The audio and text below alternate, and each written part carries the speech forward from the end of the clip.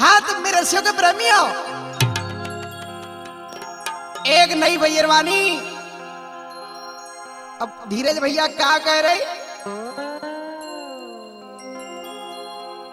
हे जो बनता खई में तुलवायो घर जाऊं कैसे, जो बनता खई में तुलवायो घर जाऊं कैसे, जो बनता खई में तुलवायो घर जाऊं कैसे। अरे ओ दीदी क्या कह रही है जीजी? अब घर को कैसे जाऊं, शर्म लग रही है। जो बन तुलवाता खई में लड़ुआ की में। अच्छा जीजी क्या कह रही?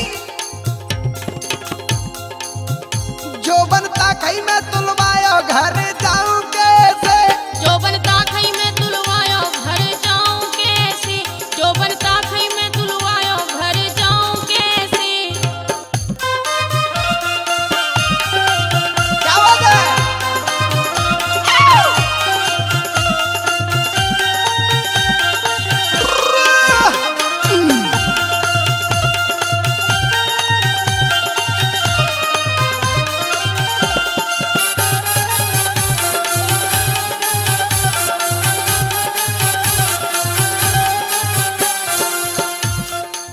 धीरज भैया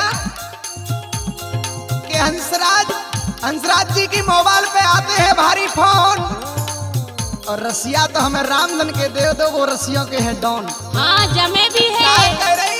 क्या कह रही जीजी? मेरी सास लड़ेगी मोते कस कस के, वो मेरी सास लड़ेगी मोते कस कस के। कह रही भगवान कसम सास लड़ेगी बड़ी सच्ची? हत्यारी है। जितनी मारे, क्या कह रही? क्या कह रही? जितनी मारेगी मस्कोला मोते हंस हंस के। वो जितनी मारेगी मस्कोला मोते हंस हंस के, जितनी मारेगी मस्कोला मोते हंस हंस के। हाय दैया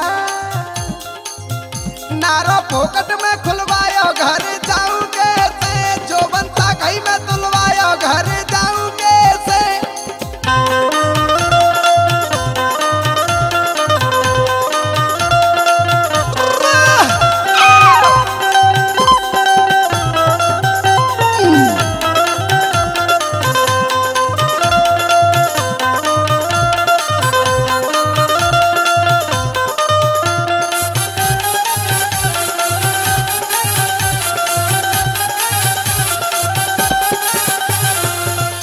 और क्या कह रही? क्या कह रही?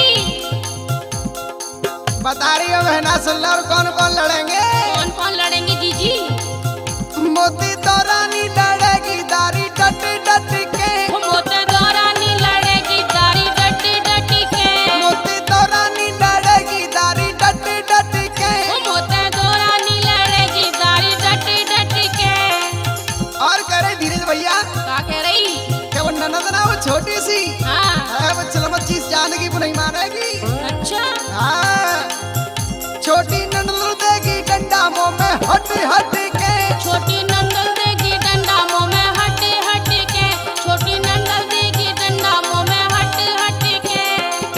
एक डरो का मेरा राजा छुट्टी आगो प्राण बचाऊं कैसे, जो बनता कहीं में तुलवायो घर जाऊं कैसे। वो जो बनता खई में तुलवायो घर जाऊं कैसे, जो बनता खई में तुलवायो घर जाऊं कैसे।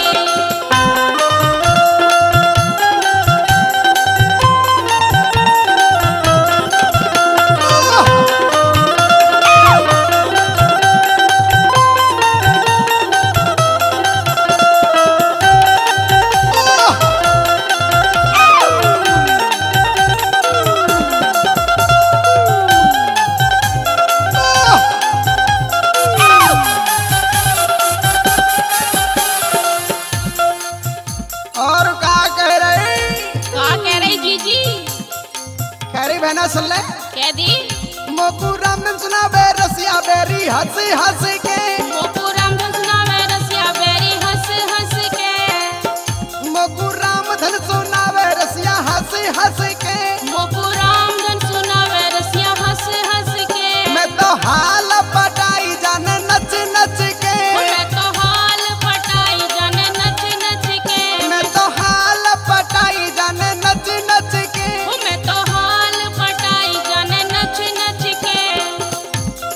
सुन ले रड़ुआ भैया हाँ हाँ सुन का लो करो अंत मलान में धीरज भैया कहा करो